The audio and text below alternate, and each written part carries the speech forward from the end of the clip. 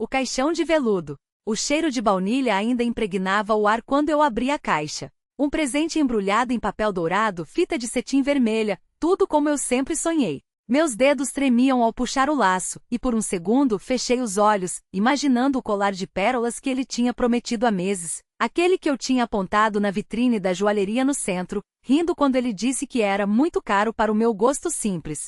Mas hoje era nosso aniversário de 10 anos. 10 anos de jantares queimados, noites em claro com febre das crianças, brigas por toalhas molhadas no chão do banheiro. 10 anos de para sempre. Abri os olhos. Dentro da caixa não havia pérolas. Havia um par de brincos ouro branco, diamantes minúsculos como lágrimas congeladas. Lindos, caros, estranhos. Virou-os entre os dedos, sentindo o peso falso da traição antes mesmo de entender. Não era o meu estilo. Nunca usaria algo tão chamativo, tão diferente de mim. E então, como um golpe no estômago, lembrei, a secretária nova. Aquela que sorria demais, que cruzava as pernas de um jeito que fazia os homens da firma engolirem em seco. A que usava brincos iguais a esses no almoço de Natal do ano passado. Eu tinha notado. Ele também. O telefone tocou na mesa de cabeceira. Número desconhecido. Atendi com a voz rouca de quem já sabe a resposta. Alô? Silêncio. Depois, um suspiro feminino, quase imperceptível. E então, a ligação caiu. Joguei o celular na cama e corri para o closet. No fundo, atrás das caixas de sapatos que ele jurava que eu nunca usava, havia uma pasta. Dentro dela, recibos. Jantares a dois em restaurantes que eu não conhecia. Uma conta de hotel em uma cidade que não era a nossa. E como uma facada, o comprovante de compra dos brincos, para S. Saí do quarto com a pasta na mão, os pés descalços batendo no chão frio. Ele estava na cozinha de costas, mexendo em algo no fogão. O cheiro de café queimado se misturava ao perfume dela, aquele mesmo aroma doce que agora me dava náusea. O que é isso? Minha voz não era mais minha. Era um rosnado, um animal ferido. Ele se virou devagar, como se já soubesse. Os olhos dele, aqueles olhos que eu tinha visto brilhar quando nossa filha deu os primeiros passos, estavam opacos, culpados. E então, como um covarde, ele correu. Ouvi a porta da frente bater. As chaves caírem no chão da entrada. E depois, só o silêncio, grosso como mel podre. Fiquei ali segurando os papéis, os brincos ainda brilhando na minha mão. Por um segundo, pensei em chorar, em gritar, em queimar tudo, incluindo a casa, incluindo as memórias. Mas então, algo dentro de mim endureceu. Peguei o celular novamente. Digitou o número da advogada que tinha me dado seu cartão no clube de tênis, meses atrás, quando eu tinha brincado que um dia poderia precisar. Ela atendeu no segundo toque. Preciso que você venha aqui agora, falei sem rodeios. E traga os papéis do divórcio. Enquanto esperava, fui até o armário de bebidas. Servi um copo de uísque, o dele, o bom, o que ele guardava para ocasiões especiais, e tomei tudo de uma vez, sentindo a queimação descer pela garganta. Depois, peguei os brincos. Abri a janela da sala. E os joguei no jardim, bem no meio dos cravos vermelhos que ele tinha plantado no nosso primeiro ano de casamento, jurando que eram para sempre. O som do metal se perdendo na terra foi o mais doce que eu tinha ouvido em anos. A porta da frente se abriu antes que a campainha tocasse. A advogada entrou com um vestido cinza impecável, a pasta de couro preto apertada contra o corpo como um escudo. Seus olhos frios e profissionais varreram a sala, o copo vazio sobre a mesa, a janela aberta, o vento mexendo nas cortinas antes de pousarem em mim. Você está bem? Perguntou, mas já estava tirando os papéis da pasta, alisando-os sobre a bancada da cozinha com gestos precisos. Melhor do que ele vai estar, respondi, assinando onde ela apontava com a caneta prateada. A tinta escorria suave, como se soubesse que aquele era o fim de algo que há muito apodrecia por dentro. Ela não fez mais perguntas. Só recolheu os documentos, guardou-os e tirou do bolso um cartão novo, este com o número rabiscado à mão no verso. É da minha irmã, psicóloga. Não é obrigatório, mas... Hesitou como se estivesse quebrando uma regra ao demonstrar algo próximo de preocupação. Às vezes a gente acha que está bem até não estar. Guardei o cartão no bolso da calça sem olhar. Não por orgulho, mas porque já sabia que não precisaria. A dor que eu sentia não era daquelas que se resolvem em divãs. Era concreta, física, como um osso quebrado que finalmente pode ser engessado. Quando ela saiu, fechei a porta e encostei a testa na madeira fria. Do lado de fora, o jardineiro passava com o carrinho de mão, assobiando baixo. Ele não viu os brincos entre os cravos, e mesmo que visse, não diria nada. Era assim que as coisas funcionavam naquela casa. Todos sabiam, ninguém falava. Subi as escadas devagar, como se carregasse algo pesado, embora minhas mãos estivessem vazias. No quarto, abri o guarda-roupa e empurrei as roupas dele para o lado, fazendo um monte no chão. Camisas de seda que ele usava para impressionar clientes, ternos que cheiravam a perfume caro e mentira. Peguei a tesoura de costura da gaveta e comecei a cortar. Não foi catarse. Foi cirurgia. Cada golpe nos tecidos era um ponto dado em mim mesma, costurando de volta pedaços que eu tinha deixado se desmanchar. Quando acabei, o chão estava coberto de retalhos, e meu pulso doía de tanto apertar a tesoura. Mas a respiração, pela primeira vez em meses, não ardia. Desci novamente, desta vez com a mala que já estava pronta há semanas, escondida no fundo do armário. Antes de sair, parei na sala e peguei o quadro que ele tinha pendurado acima da lareira, uma pintura abstrata feita por algum artista que ele admirava por ser incompreendido. Virou-o contra a parede, deixando só o verso à mostra, a etiqueta da galeria, o preço exorbitante, a assinatura do pintor. Em cima da mesa deixei as chaves do carro dele, a aliança dentro de um envelope branco e uma nota curta. Os cravos são seus. O resto não. Fechei a porta sem trancar. O sol batia forte, e o asfalto queimava através das sandálias. Caminhei até o ponto de táxi sem olhar para trás, mesmo quando ouvi o som de um motor arrancando com violência lá dentro. Não era medo. Era só o som de algo que já não me pertencia. O táxi chegou antes que o suor secasse nas minhas costas.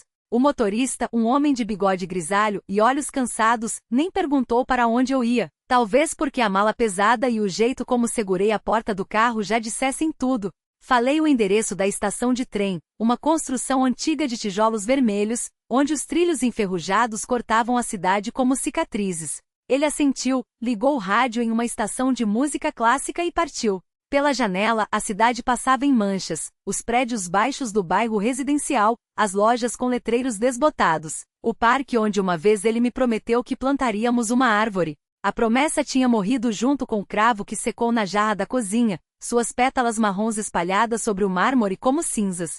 Não chorei. A dor já tinha sido espremida de mim há semanas, gota a gota, até sobrar só um vazio limpo, quase reconfortante. Na estação, o ar cheirava a óleo queimado e café barato. Comprei uma passagem para a cidade litorânea onde minha avó morrera anos antes, deixando uma casa de madeira à beira de um penhasco. O lugar onde, criança, eu aprenderá que o mar não perdoava distrações. Sentada no banco de madeira do vagão, encostei a testa no vidro frio e fechei os olhos. O trem começou a se mover e, com ele, a sensação de que algo se desprendia de mim, não como uma perda, mas como uma pele morta que finalmente caía. 3 horas depois, o apito estridente anunciou a chegada. Desci em uma plataforma quase desertas, onde gaivotas bicavam restos de batatas fritas abandonadas. O vento salgado colava o vestido nas minhas pernas. Caminhei até a bilheteria, onde um homem de rosto sulcado por rugas profundas me reconheceu sem sorrir. Voltou, disse, como se fosse uma constatação, não uma pergunta. Voltei. Ele empurrou uma chave sobre o balcão, amarrada a um pedaço de cortiça com a palavra farol escrita a tinta desbotada. Sua avó deixou instruções. Se um dia aparecesse, era para entregar isso. Peguei a chave, sentindo o peso pequeno e definitivo na palma da mão. Não perguntei o que mais a velha tinha dito. Algumas coisas eram melhores quando ficavam no silêncio. A casa ainda cheirava a cera de abelha e sal. As janelas estavam fechadas, as cortinas desbotadas pelo sol de anos. No armário da cozinha, encontrei uma garrafa de vinho com o rótulo comido pela umidade e um bilhete amarelecido, para quando o mundo ficar pequeno demais. Abri a garrafa com os dentes como fazíamos quando éramos meninas e bebi direto, sentindo o líquido queimar a garganta. No dia seguinte, segui a trilha de pedras que levava ao farol abandonado. A chave girou com dificuldade na fechadura, mas a porta cedeu, rangendo como um animal ferido. Dentro, o ar era espesso de poeira dançante.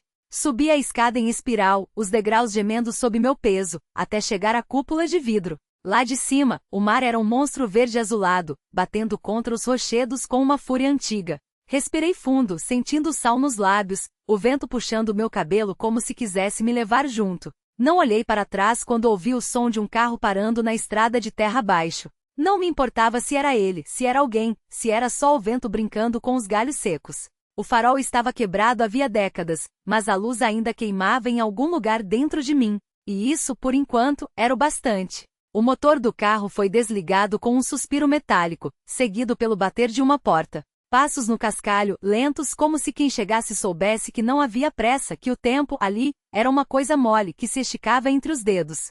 Não me virei. Em vez disso, apertei as mãos na grade de ferro frio que circundava a lanterna do farol, observando como as ondas se partiam lá embaixo, espuma branca como ossos à superfície. Ele não chamou meu nome. Não precisava. O silêncio entre nós era um animal doméstico, acostumado a deitar-se aos nossos pés. Ouvi a respiração dele rouca quando começou a subir a escada. Os degraus rangiam em dueto com os meus, como se o farol, depois de tanto tempo mudo, tivesse decidido cantar. Você sempre soube que ouviria, disse ele por fim, a voz arrastando-se como areia no fundo de um rio. Não respondi. A verdade era um peso que não cabia em palavras. Em vez disso, tirei do bolso o pequeno embrulho de pano que trazia comigo desde a última vez que estivemos ali, há mais anos do que conseguia contar. Desdobrei-o com cuidado, revelando a bússola de latão, seu ponteiro tremulando como se hesitasse entre o norte e todas as direções que já havíamos perdido. Ainda funciona, murmurei, mais para mim do que para ele.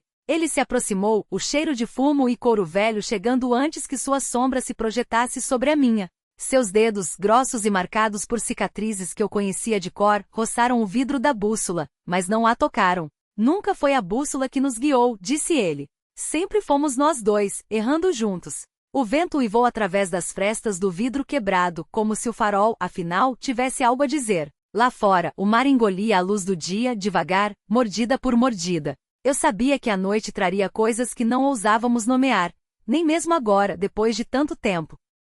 Ele tirou do bolso um maço de cigarros amassado, ofereceu-me um. Recusei com um gesto, mas não me afastei quando ele acendeu o seu, a chama do isqueiro iluminando por um segundo sulcos profundos ao redor da boca, os olhos que já não eram verdes como antes, mas cinza, como a água antes da tempestade. Lembra da primeira vez que subimos aqui? Perguntou, exalando a fumaça em direção ao teto curvo. Você tinha medo de altura. Ainda tenho e admiti, sentindo o vazio puxar minhas entranhas. Só aprendi a não olhar para baixo. Ele riu, um som seco, sem alegria, mas também sem amargura. Era o riso de quem já havia chorado todas as lágrimas possíveis e agora só restava o hábito de rir. E o que a gente faz agora, hein? Olhei para a bússola, para o ponteiro que girava sem rumo, como se o mundo inteiro tivesse se tornado um lugar sem norte. Depois para o mar. Sempre o mar. A gente espera, respondi. Como sempre. Ele assentiu, como se fosse a resposta que já esperava. Jogou o cigarro pela janela quebrada, e o vento levou antes que caísse, transformando-o em um ponto luminoso que se apagou no ar. Então sentou-se no chão de metal enferrujado, costas apoiadas na parede curva, e fechou os olhos. Eu me juntei a ele não por afeto, mas por gravidade, porque depois de tanto tempo, alguns corpos se atraem como pedras roladas pela mesma maré. O farol rangeu acima de nós, e por um momento, foi quase possível imaginar que a luz voltaria a acender, que o mecanismo quebrado dentro da torre ganharia vida novamente, girando, girando, como se o passado pudesse ser desfeito só por vontade. Mas o farol permaneceu escuro, e nós permanecemos ali, enquanto a noite descia como um sudário sobre o mar, o peso das coisas quebradas. O vento uivava entre as frestas do farol abandonado, arrastando consigo o cheiro de sal e ferrugem. Ele respirou fundo, como se quisesse sugar todo o ar do mundo para dentro dos pulmões antes de soltá-lo devagar, entre os dentes cerrados. Eu observei pelo canto do olho, os nós dos dedos brancos de tão apertados, a cicatriz no queixo tremendo levemente, como sempre fazia quando ele se forçava a não dizer nada. Você ainda acha que eles vão vir? Afirmei, mais como constatação do que pergunta. Ele não abriu os olhos, mas um músculo em sua mandíbula se contraiu. Não é sobre achar. É sobre esperar. Esperar é a mesma coisa que se afogar devagar. Dessa vez, ele riu. Um som curto, sem humor, que se perdeu no rangido das vigas acima de nós. Você sempre soube escolher as palavras, não é? Como uma faca bem afiada. Corta limpo, mas dói do mesmo jeito. Não respondi. Não havia o que dizer. Ambos sabíamos que a esperança era uma moeda falsa que ainda assim passávamos de mão em mão como se só por tocá-la, ela pudesse se tornar real. O mar batia contra os rochedos lá embaixo, espuma branca explodindo em silhuetas fantasmagóricas. Eu me lembrei da primeira vez que subimos aqui, anos atrás, quando a luz ainda girava e o mecanismo não estava engasgado pela corrosão. Ele tinha me mostrado as engrenagens, explicado como funcionava, como se aquilo fosse importante. Como se eu fosse ficar. Você se lembra do velho Meredith? Perguntou de repente voz rouca. O faroleiro? Claro. Ele dizia que o farol não era para guiar os barcos. Era para avisar que tinha algo pior à frente. Algo pior que o mar? Algo pior que a escuridão. Ficamos em silêncio. O peso daquilo que não precisava ser dito se instalou entre nós, denso como o ar antes da tempestade. Eles não vão vir, repeti, mais suave dessa vez. Ele finalmente abriu os olhos. Não havia raiva neles. Só um cansaço tão profundo que parecia ter se infiltrado nos ossos. Eu sei. E foi isso. Não houve discussão, não houve desespero. Só o reconhecimento mútuo de que algumas coisas, uma vez quebradas, não podem ser consertadas. Não por falta de vontade, mas porque o mundo segue em frente, e o que se parte fica para trás, como conchas esmagadas na praia. Ele se levantou, tirando poeira das calças surradas. Olhou pela janela quebrada, onde o cigarro havia desaparecido horas antes. A gente deveria ir. Para onde? Ele deu de ombros. Para qualquer lugar que não seja aqui. Não era uma resposta, mas também não era uma mentira. Desci as escadas de metal enferrujado atrás dele, cada degrau gemendo sob nosso peso. Lá fora, a noite tinha engolido tudo, exceto pelo brilho fraco das estrelas, pontos distantes que não iluminavam nada, mas pelo menos estavam lá. Caminhamos pela praia sem rumo, os pés afundando na areia fria. O som das ondas era o único que quebrava o silêncio, um ritmo antigo e indiferente. Em algum momento ele parou e tirou algo do bolso. Um relógio de bolso, o mesmo que o velho Meredith lhe dera anos atrás. O vidro estava rachado, os ponteiros parados. Não funciona mais, disse, oferecendo-o a mim. Peguei o objeto, sentindo o peso morto do metal em minha palma. Nada disso funciona mais. Ele assentiu. Então, com um movimento rápido, arremessou o relógio ao mar. Ouvi o ploque distante, o som de algo sendo engolido pela escuridão. Talvez seja melhor assim, murmurei. Talvez. Não olhamos para trás quando seguimos adiante. O farol ficou para trás, uma sombra contra o céu, seu silêncio agora tão natural quanto o vento. Não havia mais nada a ser dito, nada a ser desfeito. Só o caminho à frente e a certeza de que, dessa vez, não voltaríamos.